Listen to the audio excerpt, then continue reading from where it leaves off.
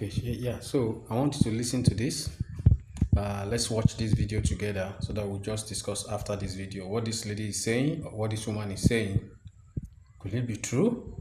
And if it is, well, let's have a conversation around it, okay?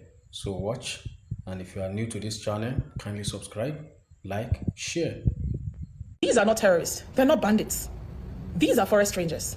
They are held with much value because of the in-depth knowledge they have gained across the years as a result of their moving from one place to another as nomads. Let me tell you one thing, no matter how educated you are in the textbook, and you have never left that city of yours or left your country or moved from one place to another, you are more like an illiterate.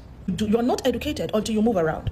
These nomads are assets to this country, and we do not know, but the international community and the government knows how important they are.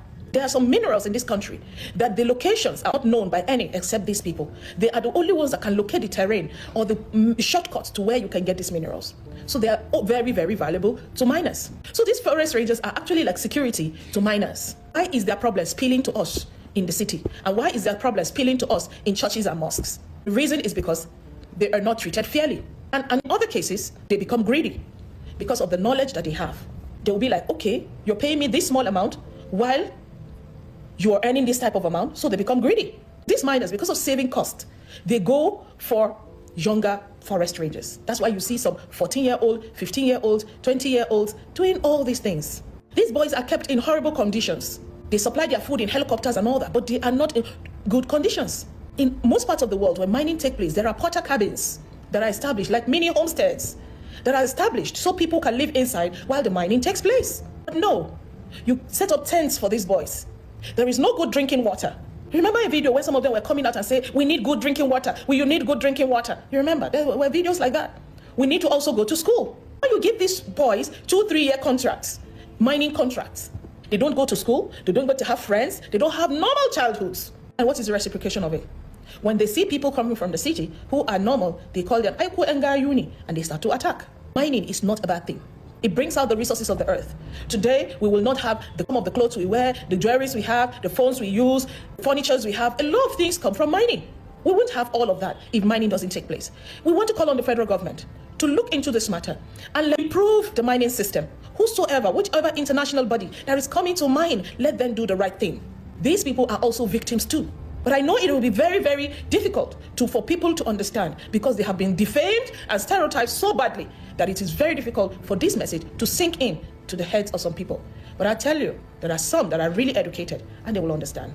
It is not terrorism. It is not banditry. It is just an employee that is unhappy with his employers. And sometimes it's just some greedy ones who decide to go and keep causing chaos. This same thing happened to Osama bin Laden when the American government used him to fight against Russia. They had to do away with him, and that is where the label terrorism started. They used him, they dumped him, and they created a narrative about him just to get rid of him because he knew too much. He knew too much. Stop using our people if you know you're not going to treat them well. This morning, I want to laugh at Nigerians. Since when they said the insecurity in Nigeria started, the pastor is there flipping pages of Bible, looking for what to use to deal with the Muslims. And the Muslims are there flipping up Quran and pages on how to argue.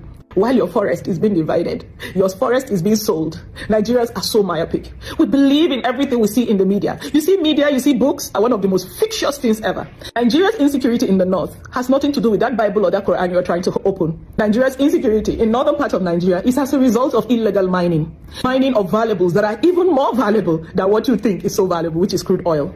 Now the world is moving away from crude oil. We're going into more renewable energy, solar and all that. And the world needs lithium for batteries. They need uranium for nuclear power, and all of it is found in the north. And let us not even mention gold, which can be mined in small quantities but worth a lot of money. Now, who wants to go for the stress of crude oil with its large production and large maintenance and refining? These are things that 2-3 people could hide in a part of the forest and keep digging and digging until they make a fortune. So now what happens? Why is there a security threat? Everywhere in the world where mining takes place and valuable minerals are gotten from the soil, usually there are security concerns. This is not a new thing. If you watch your normal movies, you will see them all over. When somebody mines gold, he's lucky to strike gold. Another person comes and kills him and take away that gold. Now, there is lithium in Nasarawa, Kogi, Kaduna, Benue, and the Middle Belt area. There is abundance of gold in Zamfara. There is uranium in Borno. Now I want to tell you why there was that Boko Haram thing in the Sambisa forest. We all know these things that we all ignore because all our mind is on that textbook reading, those media propaganda. When you are building there, flipping your Qurans and shouting Nigeria is gone, your forest is being divided. Your forest that you think, oh, what is there? Human beings cannot live in the forest. Let me tell you, where the main money comes from in the world, it comes from the forest that you look down on. Now the forest, your forest is being divided by Americans, British, France, and all that, all coming to set up their camps, and Chinese, all coming to set up their camps for mining. A majority of this mining are not fully registered or not fully legal because they want to boycott the extra cost of its legality. So now what happens? Because of the insecurity that comes with mining, there is need to use local people who are used to the terrain to secure the environment. And that is where Fulani and the Torres come in. Nobody knows Nigeria like the Fulani man. The remaining knowledge you have about Nigeria is textbook knowledge. All those are media personalities who shout on TV, shout, you know nothing about Nigeria. They are the real people who know Nigeria. They know every terrain, they know where the rivers are, they know where the rocks are, they know where the mountains are, they know where the swamps are, they know where the deserts are, they know all the hook and crannies of this country. That's the reason why they are recruited as forest rangers, to protect the people who are doing mining and for movement of the mined goods from one place to another, because these mined goods come in small quantities but means has a lot of value. So it's easy for somebody to attack you and snatch those things away from you. So because of its sophistication, it needs also sophisticated security, and that's the reason why they use the local people who are vulnerable to do that security job. And then who are the bandits? Anybody that is an employer knows that sometimes inside your employee you have people who are dissatisfied with the contract and people who are just naturally don't like you and they don't want to work under you again and they just want to defame you, or you have disputes amongst you. The bandits we are seeing today and the kidnappers has nothing to do with tribe or religion. There are employees that are unhappy with their employers, and that's the reason why you see the government negotiates with them. So get that into your brain. What they call terrorism is to keep you, the average individual, busy, panicking, engaged, talking, researching, and all that, while they do the needful for themselves. So it's high time, Nigerians, you that you have not bathed this morning, talking up and down about Muslim, Christian, about how terrorism has finished Nigeria. If you know the amount of people that died in the gold rush in America, you will know that Nigerian own is still small. Keep yourself safe and be watchful. If you live in anywhere that is a bit isolated, this is the time for you to take care of yourself and be on the watch out. But staying there and arguing and spreading your throat, it will not solve the matter at now. It is the cabals that are at their work. The blame game is not going to take you anywhere. A word is enough for the wise. Nigerians, keep safe, be happy. And I will tell you, let's not get distracted. Go this morning and do the business you want to do. Go and meet the clients you want to meet. Go and design the clothes you want to design. Don't let anybody make you feel that the world is coming to an end, while the whole world would end up in their pockets. For those that are wondering why churches have been attacked, mosques have been attacked by bandits, there are statements these forest rangers are giving.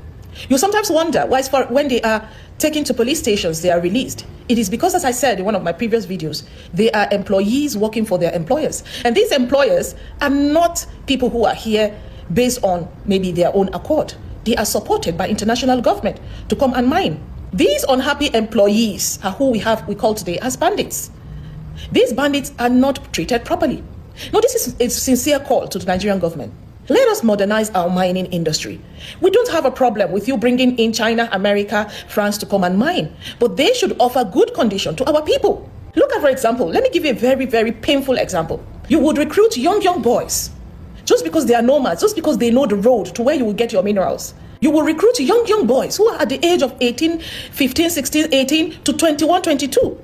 You will keep them in forests for 1 year, 2 years without getting them exposed to society. These young boys are carrying guns. These young boys are carrying phones. So when they finish watching nonsense things on their phones and become horny, and because they are not living in good conditions, they start eyeing people that are passing by from the city. This is something we don't talk about. There are times that you hear that these bandits will raid a village and rape all the women there. You'll be wondering why. What kind of animal behavior is this?